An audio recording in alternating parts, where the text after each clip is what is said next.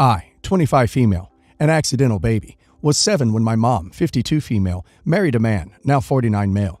They then had 2 daughters, now 16 and 10. We're pretty well off when I was young. But 2 months before my high school graduation, Mom said that stepdad left us and also left a huge debt due to gambling. He also took our family savings and even got my college fund. Mom had to give up many things so that she could pay some of the debt, as threats were thrown to my sisters. I was 16 then and decided to postpone going to college to work and help our family out.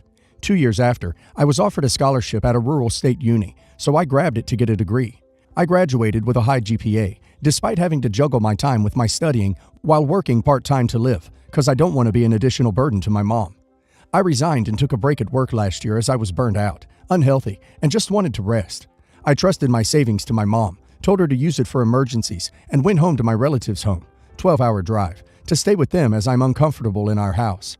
Last week, my mom called me crying, told me that stepdad appeared last May and begged for forgiveness. They said they forgave him because he's still our father and kept it a secret from me because they know I'll be mad. Duh. What sane person is going to forgive someone who just left his family buried in debt and appear after 8 years as if he did nothing wrong? Then she said that stepdad left again last month. Creditors crashing in again, saying he got dead, and since there's no divorce here, the wife has to pay for it. She also admitted that she gave all of my savings to him because he said he'll use it for the business. But then he left. I was livid. I can't believe that the money I saved up for my sister's college fund and my settlement at another place is gone. I yelled at my mom through the phone, told her how could she do this and how much of a fool she is and what kind of a mother is she for letting an a-hole throw us in the dirt again. Years of pent-up emotions burst out of me and told her was ruining my life not enough that they have to also destroy my sister's lives by taking away their chance to have a better life just because she's a lovesick fool. I hung up. I'm still not talking to my mom, and my sister told me that mom said I was rude for saying what I said, and my sis kind of agreed with it, but that she also needed the wake-up call. I love them, but I don't know what I can do to fix this with zero money.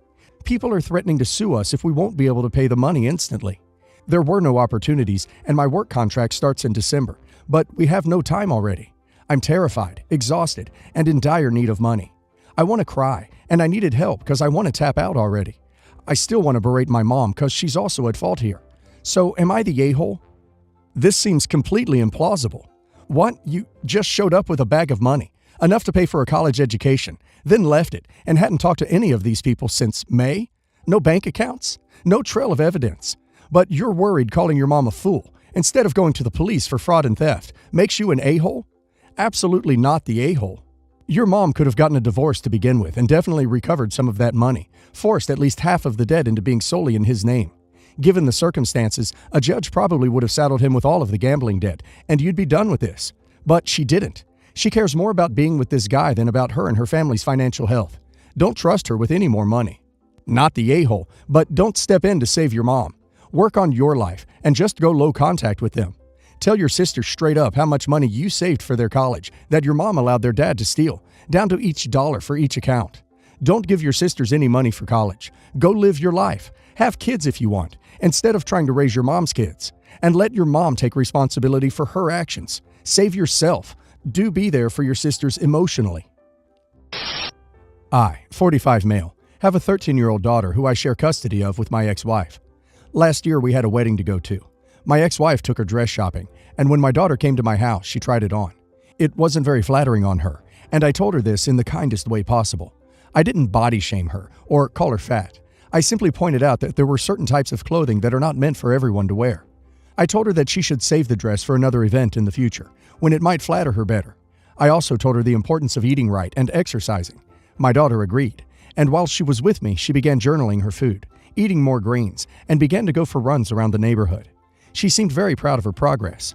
Unfortunately, inevitably, every time she would go back to her mother's house, she would fall back into her bad habits and completely undo any progress we had made. Cut to this year, and between quarantine and her mother's complete lack of guidance when it comes to healthy habits, my daughter has gained quite a bit of weight. I took her and 2 of her friends to a vacation home on the beach. After the trip, my daughter admitted to me that she felt very self-conscious about her body compared to her friends. Both of her friends are athletes and extremely thin. I explained to her that the reason why her friends are so slim is because they exercise every day and watch what they eat so they can stay in shape for their respective sports teams.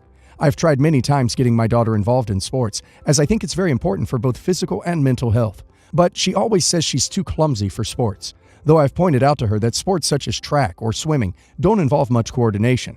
She still resists. Yesterday, my ex-wife calls me, talking to me very rude and short, though that's not unusual of her. She told me that our daughter has an eating disorder, that it's my fault, and I need to pay for her treatment. I responded to her that if this eating disorder is anyone's fault, it's hers, for not teaching her proper dietary habits, which I tried to do, and not encouraging her to stick to her food journaling and exercise. If she had just stuck with it, I'm sure by now she'd have a body she is comfortable in and proud of because she worked for it. Instead, she's taking a page out of her mother's book and playing the victim to avoid hard work. I told my ex-wife that I would be more than happy to pay for half of the treatment she desperately needs, but my ex-wife is insisting I pay for all of it. She claims she doesn't have the money for it, even though I send her child support every month, even though she doesn't have full custody, and she still has money to have ridiculous hair and nails. Am I the a-hole for thinking that, as parents, therapy is something we should split 50-50? You're the a-hole. You did give her an eating disorder. The entire first chunk of essay here is literally how you shamed your daughter. You did. She's ducking 13, and you watched her diet and journal. You crying about paying for therapy and not putting your daughter's needs first is really telling. Who gives a duck who pays? You're both her ducking parents. Does the wife suck for not wanting to split? Yes, but you're a huge a-hole for thinking child support means you don't owe your daughter anything else. You're the a-hole, not because of only wanting to pay half, but because of how you have spoken to your daughter and how you've made her feel. Your daughter doesn't need your bluntness, as you have replied to another comment. She needs her dad not casting judgment and making her feel any more awkward than she already would at 13 years old. She doesn't need to be thin and athletic to have a body to be proud of. Her body, regardless of size, shape, or color, powers her. It engages her brain. It makes her bright. Teach her to be proud of her body, of her personality, and how much of a strong woman she's become. Stop being concerned about how she looks and further feeding her insecurities. But yes, you're the a-hole. You're the a-hole. Just from this post, I absolutely believe you have an unhealthy obsession with your child's weight. She's 13. It's absolutely normal for girls to have chubby faces when puberty kicks in. I believe how your wife can believe you gave her an eating disorder, or at least made it worse. Stop talking about weight with your kid, now. And yes, pay for the damn therapist. Whether or not you caused it, or if it was just an underlying issue come to light, your daughter should not be waiting for therapy while her parents squabble about who pays for medical care. Be a damn parent. My 24 female dad divorced mom when I was around 10. Growing up, he was rarely physically present for us. He did pay child support and helped us with education expenses, but it always looked like he was being the dad in our lives by using his money only and not actually being there for us. I sent him my wedding invitation and he said he will surely come. He only lives at 1 hour drive away from us. My mom made me ask him if he's willing to walk me down the aisle, and secretly, I wanted that too, but he politely refused, which was of course very hurtful, but I let it go, and one of my brothers volunteered for this. On the eve of the wedding, he called my mom to say that he can't come because his wife has fever. That was honestly my breaking point. It would be an acceptable excuse if she was actually really sick, but just down with fever, and he's ready to skip his only daughter's wedding. He asked my mom if he could talk to me, since I wasn't picking up his calls, and mom refused because she was just as hurt. He sent cash as a gift on my wedding day, and I sent it back because accepting it would be a slap on my face, I think. I texted him that I'm not that little girl anymore, who he could make it up to by using money, and blocked him. I do not know if I overreacted, but I am beyond frustrated and hurt by his behavior. A few days later, he showed up at my house with a gift in kind this time, and it was expensive. He apologized for not showing up earlier. I was more angry at him again bringing gift than not coming to the wedding that I blew up. I told him he failed as a father, and he needs to stop trying to make up everything using his money. He got mad at me and told my husband, 29, to fix my attitude. My husband replied that it's not attitude, but resentment towards him for never being there for me. Now my dad is super mad at all of us and told my mom that he was trying to fix his relationship with me and wanted to be on good terms with my husband, and I let this situation escalate to the point where my husband sees him as a bad father. Now, he not only has a damaged relationship with his only daughter, but he is also disliked by his son-in-law. It seems to me that he is more concerned about what my husband thinks of him than me being upset because of him. My mom, who was not present there, believes I misbehaved with my dad and made my husband disrespect him. I do not know what to feel anymore. My mom thinks I am the one at fault this time, and I should have just accepted his apology and gift, and my dad is acting all hurt and upset. My husband thinks he does not deserve to stay in my life. Am I the a-hole? Not the a-hole. Your father finally found a problem that he can't fix with money, and he's freaking out. Not the a-hole. I'm honestly confused on how you think you are in any way the a-hole here. Being a parent is a lot more than a financial obligation, and my jaw dropped just reading that after everything, he declined to walk you down the aisle, and then told your spouse to fix your attitude. Your husband did what any decent husband would do, which is have your back. You have done nothing wrong here. The onus is on your father to repair a relationship that he never took part in. Not the a-hole. He has been given chance after chance and failed. He is behaving this way because he always gets his way and doesn't think anything is wrong with his behavior. You and your husband called him out and aren't playing his game anymore.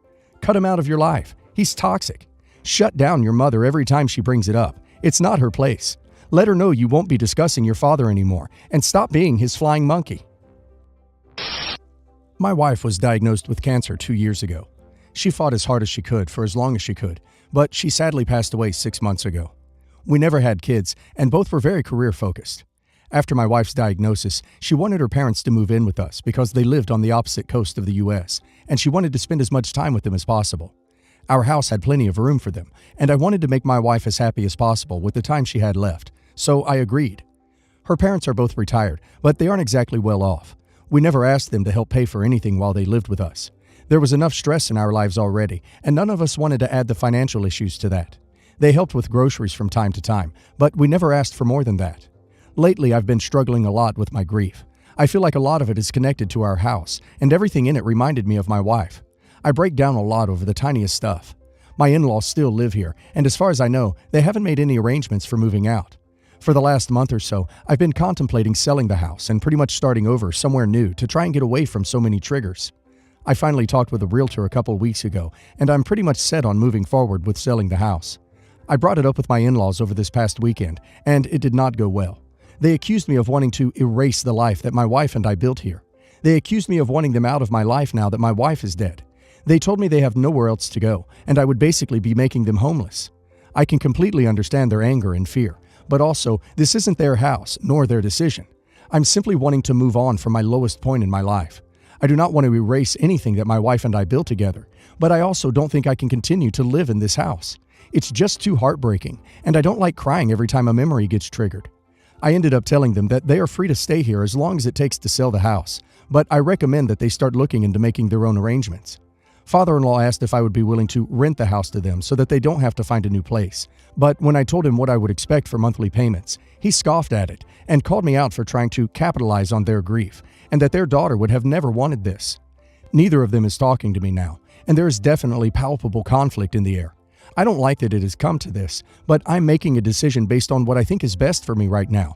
I feel bad for the situation it puts my in-laws in, but I can't be responsible for their feelings in addition to my own right now. Not the a-hole. They weren't homeless before moving in. No reason they'll be homeless now. Not the a-hole. This right here. I'm sorry for in-laws, but you have to prioritize yourself first. You've offered them a fair time frame. They can stay until you sell the house. But as an attorney, I have to warn you that there might be a possibility that they'll refuse to leave, in which case you'll have to start eviction proceedings. I hope it doesn't come to that, especially since you're in the midst of so much grief and heartbreak. Just something to be aware of. Not the a-hole. You're not throwing them out tomorrow. You're telling them that they can't stay there, and you're selling the home. There's no erasing the life you had with your wife. You'll carry that the rest of your life. You're entitled to doing what is best for you. Also, how do they think they wouldn't have to pay something for rent? Sounds like they just thought they'd live with you for free forever because you're a nice person. I mean, their daughter died 6 months ago, and they never even considered leaving or setting up other housing arrangements. What, did they expect to live with you forever? That's nuts. Give them as much time as you are comfortable with. Sell the house and start over, like you said. Not the a-hole.